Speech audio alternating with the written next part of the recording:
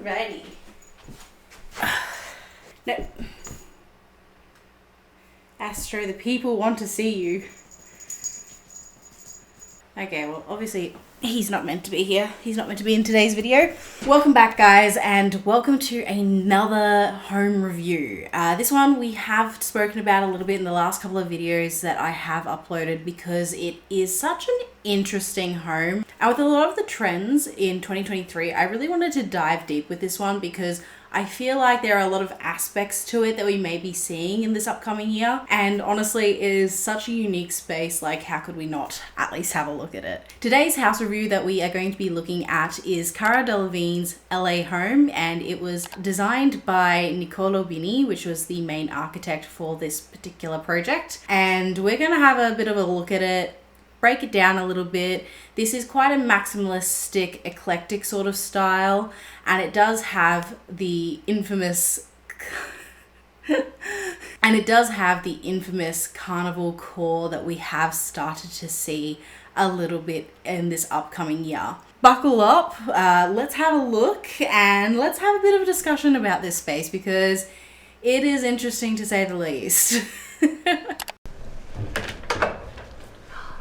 Hi guys, we've met before, right? Hi AD, I'm Cara Delevingne and welcome to my house. I think the first thing that I really want to just discuss is where the inspiration came from for this house. Like, upon first look, it does look really, really busy and really overwhelming. But with the type of work that Cara Delevingne does, she is a supermodel, she is constantly having to change herself and her appearance to suit whatever she's doing for her next shoot. And I think that this space really does reflect a more playful side and characteristics of what she does in her day-to-day life. There are a couple of themes that we see throughout the house, one of which being probably the most prominent is the nature theme.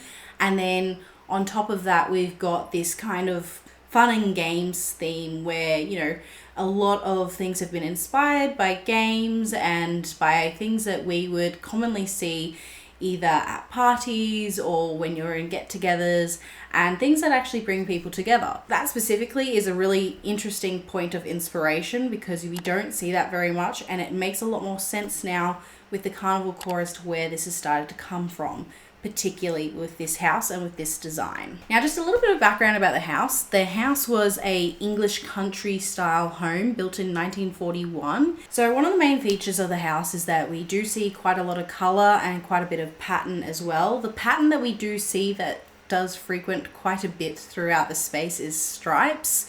You see it in the kitchen, you see it in the marquee outside, you see it upstairs where the ball pit is. It is a repetitive pattern that we do see quite a bit of, and it's quite a, traditional? Maybe? I don't know. And it's quite a traditional pattern. You know, we do see this obviously in other design styles, and it's not just related just to the Carnivalcore that I mentioned beforehand.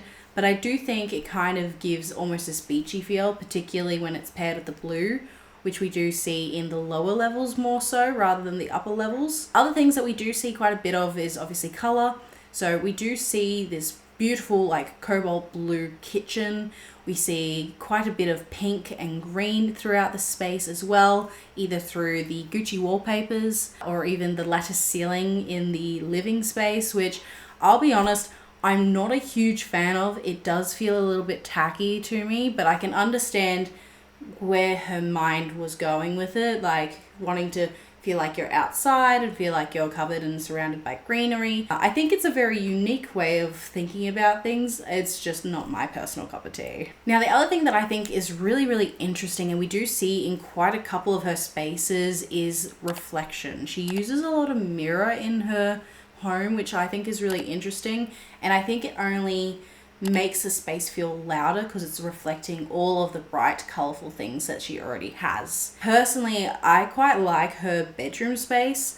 Her bedroom space, I think because of the curvature of the bed and the kind of shape and the grandness of it, it kind of gives almost like this modern glam sort of look, but a more refined and contemporary version. With so much else going on, having something else that was also textured or patterned or something like that would have left it feeling quite flat, whereas the reflective surfaces that we do see allows for not only a textural difference, but it allows for all the other pieces to just become more harmonious with each other and also make the space feel bigger as well. Now, while we're still in the bedroom, the thing that I quite like and I think is quite interesting is the working with the textural differences with the walls specifically. The walls in pretty much the entirety of every single room have something different to them. It's never just a blank white wall, which suits who she is for sure.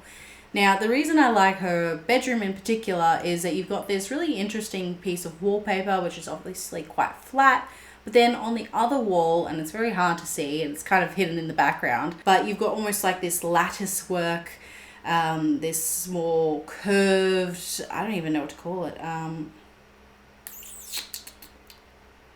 trim? Decorative trim, I suppose. But this decorative trim really reflects back to that wallpaper with the floral design and the bit of movement, and it adds more of a tactile effect without it being the same sort of material, and it also has some more depth to it as well. Personally, I think some of her wallpaper choices aren't my personal cup of tea. I do like the Gucci wallpapers. I've seen them in quite a few other homes and they do look really gorgeous. This particular room, I'm not a huge fan of the wallpaper itself, but I think it speaks really nicely with the other parts of the room. Funnily enough, one of my favorite rooms is actually the hallway, where it's got the green Gucci paper and the Chanel surfboard. And the reason I like this space is partially because it's so simple. The wallpaper gets to kind of sing and speak to itself a little bit more. And with the surfboard, because of it being backlit, not only does it allow the wallpaper to shine, but it really makes this gorgeous glow around the surfboard, makes it look like it's almost otherworldly, which I think is really cool. I think one of my favorite aspects about this home is that it is quite playful. There are a lot of hidden doors and they go to interesting spaces. There's one particular one which I won't talk very much about, but you can see that full video down below if you would like to see what I'm talking about. But then there is an additional door where it's got a stairwell and it's got these like leopards climbing up the stairs with the carpet. And I think that's really playful and it really like starts moving you into the next space. The thing that I quite like about this is that every room does have its own voice, but they always try to add elements of repetition into the spaces, so then there is a little bit of consistency. So she mentions that, you know, she's got the Gucci wallpaper in 2 colors, not just 1, but then we do see some repeating colors. So we've got the blue and white stripes and stripes just in general, a bit of green and gold that keeps jumping up as well, and all of the colors and textures are all kind of all on the same wavelength. Like there's not really like one room where it feels very blank and then the other room feels really over the top. They all kind of have like a same level of loudness about themselves. Unlike the rest of us, some of us don't exactly have just, you know, a spare room hanging around, and she is very fortunate to have a ball pit in her own home. Not only did she just go, hey, I want a ball pit in my home, but when I want to lean all the way into this, and I think that entire wing of the house is really interesting for that fact. And that's where the Carnivalcore aspect really does come to light a lot more so than some of the rest of the house. Some of the rest of the house feels very eclectic. It's got all of these mishmashed types of furnishings. It's got English country sort of style going. It's got some contemporary elements. It's got modern glam. It's got a lot of really unique, eclectic and playfulness to it. Whereas in this particular wing, it does feel like it's just been narrowed down to, hey, this is kind of like this carnival aesthetic. This is where we are going to be seeing those games and people are going to be acting and being different because this is what I want the space to do.